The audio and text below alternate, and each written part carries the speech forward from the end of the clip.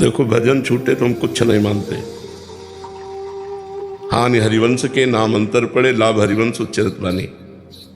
इस मन का कोई भरोसा नहीं कि कब शांत है कब अशांत है, कब ये निर्विषय हो कब ये विषय है। बड़े बड़े सिद्धों को धोखा दे जाता है ये मन।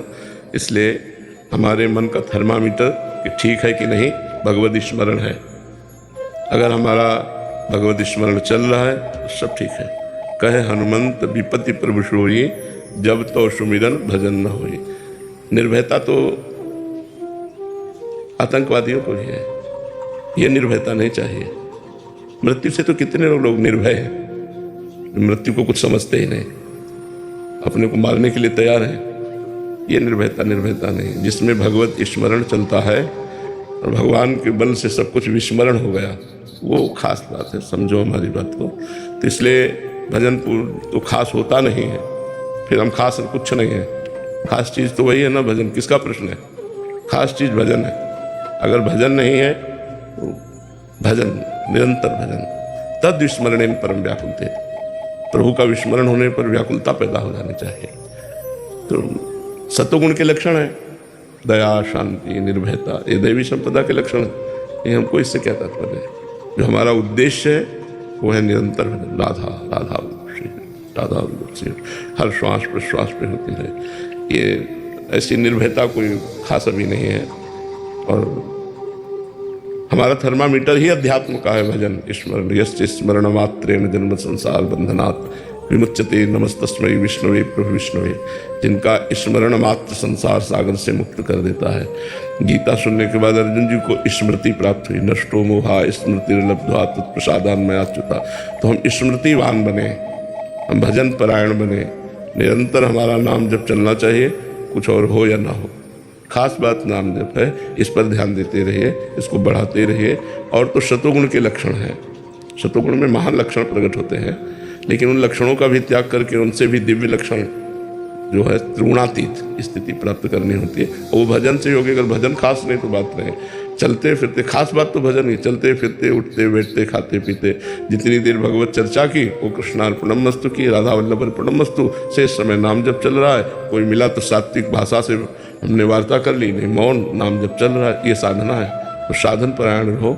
भजन ही खास है और कुछ खास नहीं। पूरे जीवन का सार यही है भजन। पूरे संतों की वाणी का सार यही भजन। सब शास्त्रों का सार यही भजन। वारी मथे घृत होए बर सिकताते बर तेल, बिनु हरि भजन न भवतरिय, या सिद्धांत पे। हरिवंश नाम बिसरै न छिन, श्री हरिवंश सहाय भर। हरिवंश नाम बिसरै न छिन। एक क्षण के लिए नाम विस्मरण न हो तो हरिवंश की सहायता हो रही है, हमारा काम हो जाएगा। नाम बस खास बात है। नाम नाम वाणी में सेवक शरण सदा रहे, अनत नहीं विश्राम। वाणी श्री हरिवंश की, कहे हरिवंश ही नाम। या चतुरासी जी चल रही है या नाम जब चल रहा है, खाली नहीं है। जब भगवत चर्चा कर रहे तो वो भगवत अर्पण कर दिया। शेष समय नाम वाणी में ही हमारा समय जाना चाहिए। समझ पा रहे हो आप? अशोक अग्रवाल जी, आगरा से। श्री हरिवंश महाराज जी, दुख आने पर साधक को कैसी भावना रखनी चाहिए? पहली बात तो ये कि हमारे प्रारब्ध का ही भोग है। जो अशुभ कर्म है उनके परिणाम से दुख की प्राप्ति होती है, और जो शुभ कर्म है उनसे सांसारिक सुख की प्राप्ति होती है। शुभ और अशुभ दोनों को नष्ट करने के लिए मानव जीवन मिला है। तो दुख को भोग करके नष्ट कर दें और सुख को बांट करके, जैसे हमें सुख मिला है तो उसे बांट करके, और दुख मिला है उसे भोग करके नष्ट। अवश्य में भोक्तव्यम कृतम कर्म शुभाशुभम। तो उस समय विचार करना चाहिए कि हमारे प्रारब्ध जो गंदे प्रारब्ध हैं, जो अशुभ प्रारब्ध है, वो निपट रहे हैं। भगवान की बड़ी कृपा है। अब मैं पवित्र हो रहा हूँ, मैं स्वच्छ हो रहा हूँ, पर ये तभी सार्थक होगा जब नाम जप चल रहा होगा। तो प्रभु का प्रताप, कृपा, प्रसाद अगर हमारे ऊपर है तो हम बड़े से बड़े दुख को आनंद पूर्वक काट सकते हैं। और यदि प्रभु से नहीं जुड़े तो निगेटिव विचार और दुख ये हमको नष्ट कर देंगे, हमको जला देंगे। दुख है और नकारात्मक सोच है, दोनों मार रहे हैं। दुख है और सकारात्मक सोच है तो हम बच जाएंगे। दुख में यदि हमारी सकार, बड़ी कृपा भगवान की, दुख देकर भगवान हमको पवित्र कर रहे हैं। अब आगे हमारा मार्ग जो है निष्कंटक होता चला जाएगा। और दुख को सहने की सामर्थ्य नाम जप से आती है। देखो, दुख प्राकृतिक ही आता है, कोई चिदानंद तो होता नहीं, प्राकृतिक ही होता है। शरीर में पीड़ा, शरीर में रोग, परिवार में विपत्ति, मरण, जन्म, जो भी संसार में लाभ हानि, ये दुख होते हैं और क्या दुख होता है, सांसारिक ये दुख होते हैं। तो प्रकृति जन्य दुख है और परमात्मा जन्य आनंद है, तो बहुत बड़ी बात है ना। तो प्रकृति जन्य दुख अपना प्रभाव तब तक डालता है जब तक हम परमात्मा से जुड़ते नहीं हैं। हनुमान जी ने विपत्ति को विपत्ति ही नहीं माना, भगवत विस्मृति को विपत्ति माना। कहा हनुमंत विपत्ति प्रभु सोई, जब तो सुमिरन भजन न होई। अगर भगवान का स्मरण, भगवान का भजन चल रहा है तो निश्चित मानो आप बड़ी बड़ी विपत्तियों को पार कर जाएंगे, बड़ी बड़ी विपत्तियों को। हमने खुद देखा है आंखों से, इतने पैर में कम से कम लाखों कीड़े। मतलब वो सीन हमारे सामने जैसे हम वार्ता कर रहे हैं और वो एकदम शांत और मुस्कुराते हैं। यही हितधाम में हम रहते थे तो एक पैर के बल लंगड़ा के चल रहे तो कीड़े टपक रहे थे, इतने कीड़े थे और मुस्कुरा रहे थे। जब बात करो तो ऐसे नॉर्मल बात कर रहे, उनका गजब हो गया यार, एक चींटी काटे तो यहाँ बेचैनी पैदा हो जाएगी, लाखों कीड़े चुन रहे हैं उसके मांस को और उसमें कोई फर्क नहीं है। उनका ये भगवान और विरक्त। भोजन मिला तो ऐसे भोजन पा रहे नॉर्मल आदमी की तरह,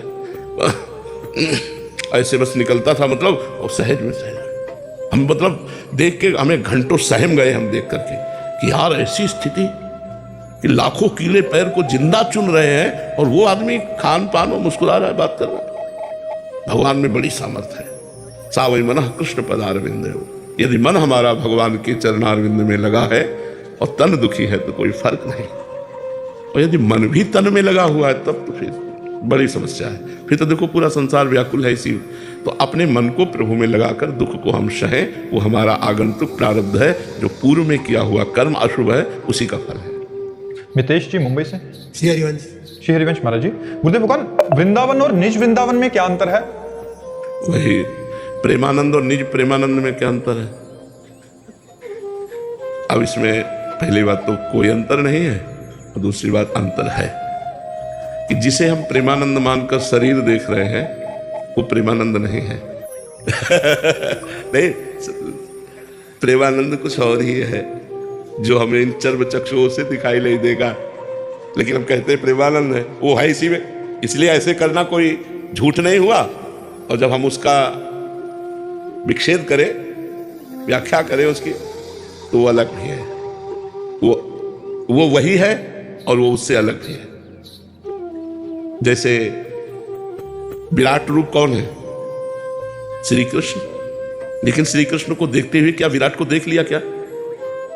उसके लिए भगवान ने दिव्य दृष्टि दी। श्री कृष्ण भगवान के संग अर्जुन रहते हैं, खाते हैं, पीते हैं, सोते हैं, जागते हैं, घूमते हैं, हंसी मजाक करते हैं, लेकिन क्या विराट स्वरूप को देखा उन्होंने? जब भगवान ने अपना विराट रूप दिखाया, तमादि देवा पुरुषा पुराणा तमस्य विश्वस्य परम निधानम वेत्तासि वेद्यम परमं च धाम त्वया ततं विश्वमनंत रूपम वायुर्मोग्निर्वरुणा शशांका प्रजापतिस्तुम प्रपितामहश्च नमो नमस्ते सुशास्त्र कृतव्यापनश्च भूयोऽपि नमो नमस्ते। कांप गए, नहीं कांप गए? समझ रहे ना? ऐसे प्रगट वृंदावन और निज वृंदावन यही है, यही वृंदावन है। लेकिन जब वो दिव्य चक्षु दिए तब भगवान के विराट स्वरूप को देख पाए। ऐसे ही प्रगट पांच भौतिक मायाकृत जो वृंदावन है वो तुम देख रहे हैं, लेकिन इसी में चिदानंद वृंदावन है। वो गुरु कृपा से, रसिकों की कृपा से चश्मा नित्य विहार